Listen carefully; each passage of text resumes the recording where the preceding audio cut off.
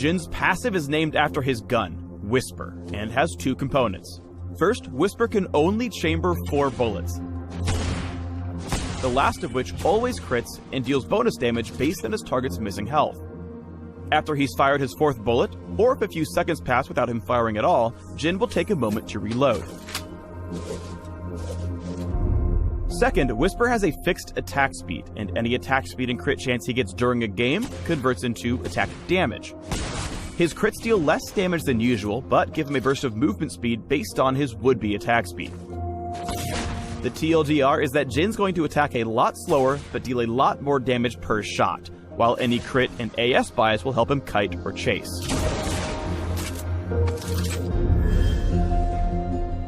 Next up is Jhin's Q, Dancing Grenade. Jhin throws a canister at an enemy, which deals damage before bouncing to the next nearest baddie.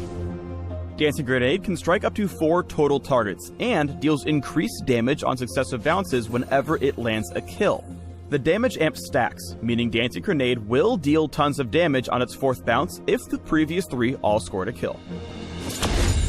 Use Dancing Grenade to keep your damage flowing while you're reloading, and to inflict damage on your target whenever they're near low health minions. You also get easy minion gold, which is nice. Now to Jhin's W. Deadly Flourish passively marks enemy champions who've been struck by Jhin's basic attacks, his E, or allied champion damage. When activated, Jhin fires a shot in a target direction that stops on the first enemy champion struck, damaging them along with all minions and monsters along the way. If Jhin hits a marked target, Deadly Flourish will root them and give Jhin a burst of movement speed as well. Use Deadly Flourish to help out your allies from backstage.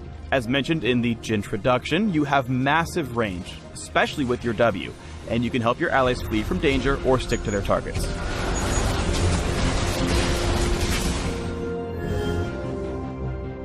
Jhin's E, Captive Audience, plants a Lotus Trap at a target location that turns invisible and arms after a short delay. Enemy champions who walk over these traps trigger them, revealing nearby enemies and creating a sizable slowing zone for a couple of seconds. That's basically the countdown timer to GTFO, because when the slow zone collapses, it deals damage to everyone still inside. Jhin can store up to 2 traps at a time, and once they're placed, they last a couple of minutes before disarming. Captive Audience also has a passive, Beauty in Death, which causes enemy champions killed by Jhin to instantly create the same slowing zone and subsequent explosion as a triggered Lotus Trap. Place your Captive Audience traps along typical jungler paths to buy you a few seconds during enemy gank attempts. Remember to keep an eye on your map though. Traps save lives, but only with solid map awareness.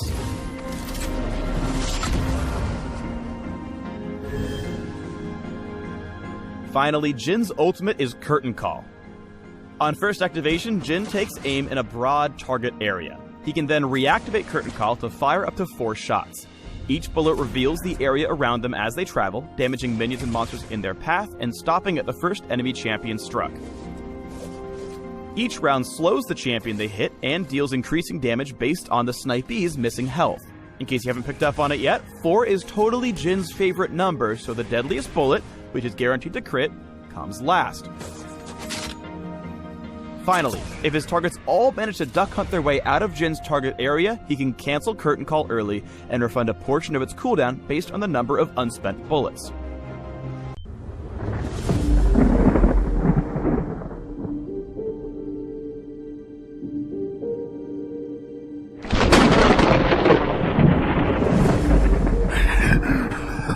Screams and the sound of gold coins excite me!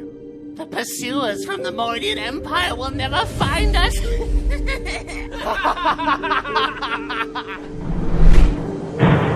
What's that noise? I can't see a thing!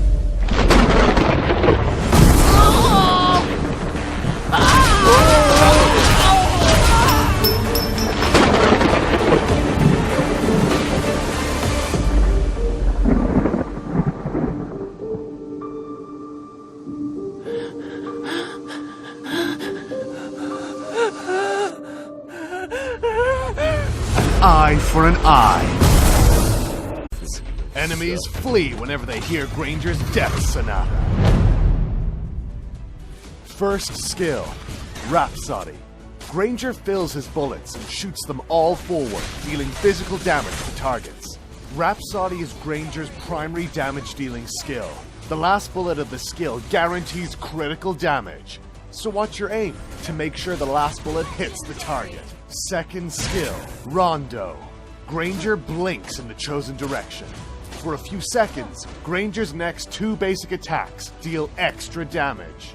Each time Rhapsody hits an enemy hero, the CD of this skill will be reduced by 0.5 seconds. It's a great combo using the skill to change your position in battle, and using Rhapsody to deal high damage, as it highly increases the hit rate of Rhapsody and reduces the CD time of this skill. Ultimate, Death Sonata. Granger transforms his violin into a super cannon and loads out all his super bullets. 2 super bullets will be fired each shot. Super Bullet ignores minions and can only hit enemy heroes. Upon hitting the first enemy hero, Super Bullet will explode. Enemies within the area take physical damage and will be slowed. After each shot, Granger can roll to another location. When Death Sonata ends, the CD of this skill will be reduced by 20% for each shot remaining. Regardless of whether you are in pursuit of an enemy or on the run, take good advantage of the skill to reposition in battle. Passive, Caprice. Granger can fill up to 6 bullets at a time. As 6 is his lucky number, each 6th bullet deals critical damage. Granger gains less attack speed buffs from skills, passives, and equipment items. However, basic attacks deal more damage in general.